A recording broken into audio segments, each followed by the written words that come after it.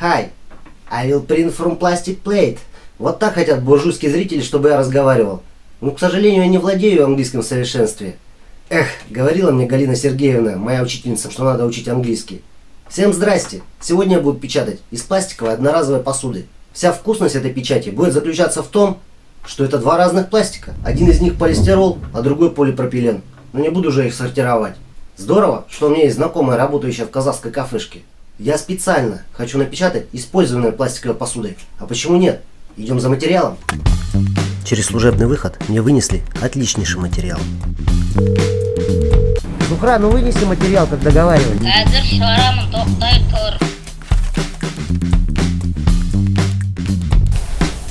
Здорово. А это хладимиоз какой-то. Будем исправлять. Загрузим этот материал в импровизированную пластикомойку.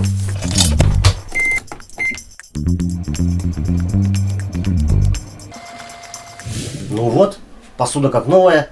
Плавить я буду ее строительным феном. Конечно, у меня есть покруче аппарат. Вон он, на заднем плане. Но это для больших объемов. Сейчас же мы просто проведем эксперимент. Можно ли хоть что-нибудь с этого напечатать? В прошлый раз я траванулся, перерабатывая пенопласт.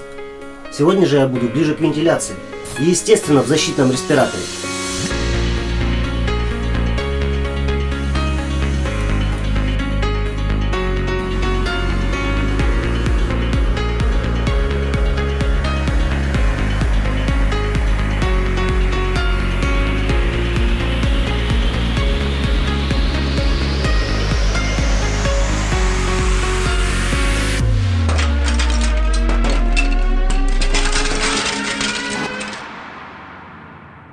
Заготовки получились вполне адекватные. Надо переходить к следующей стадии. Ставить шрёдер. Я никогда не выговорю это слово. Короче, надо ставить измельчитель и продолжать эксперимент. Классно, аппаратик. Ну что, будем крошить?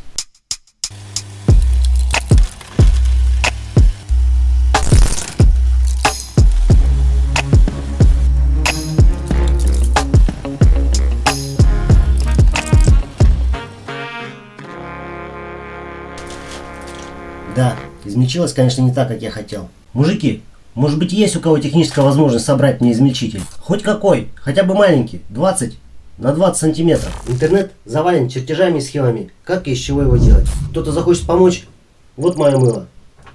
В долгу не останусь, придется поработать бокорезами. До чего дошел прогресс? Труд физически исчез. И умственный заменит механический процесс. Ну, наконец-то мы измельчили пластик. Надо его просеять с помощью самодельного сита. Позабыты хлопоты, остановлен бег,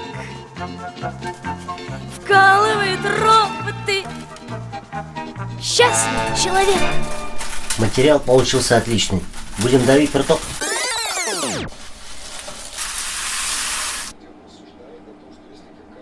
Отличный пластик. Немножко о моем столе охлаждения-намотчике. Данный аппарат имеет микроконтроллер. Оптический датчик следит за провисанием нити. Микроконтроллер корректирует шаговый двигатель, точнее его скорость. Так получается стабильный диаметр нити. Чем больше провисает нить, тем больше ее диаметр. А еще в этой приблуде есть намотчик с червячным редуктором, который я напечатал из пластиковых бутылок. Как-нибудь я вам покажу его работу.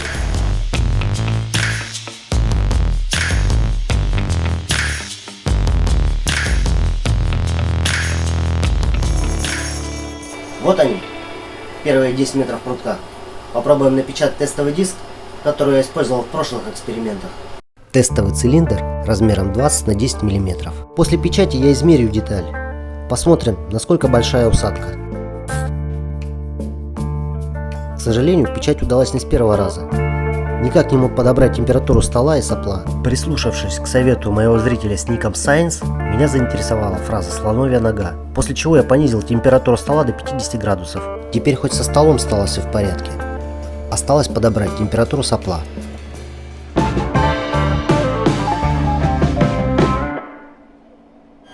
С 10-й попытки мне удалось подобрать температуру сопла. Ох, и намучился.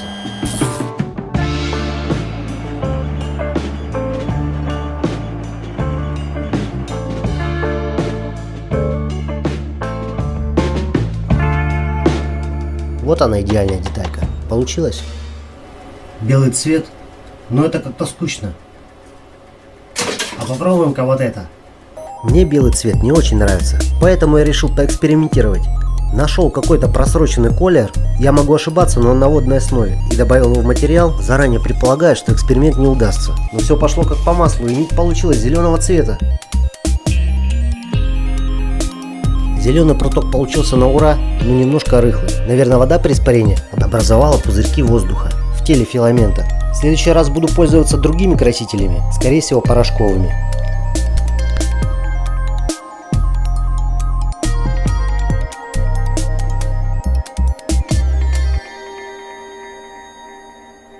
10 миллиметров. Ну, очень небольшие отклонения присутствуют, конечно, но не критично. Пришло время напечатать какие-нибудь вещи и проверить, на что способна пластиковая посуда. Ну а тестовые диски отправляются в мусор.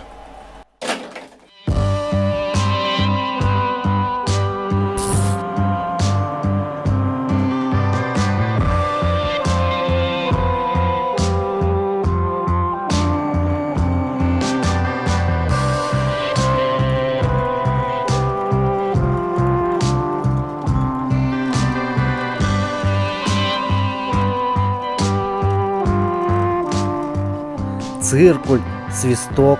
Я напечатал эти ненужные предметы не для того, чтобы ими пользоваться. Просто посмотреть, насколько эти вещи рабочие.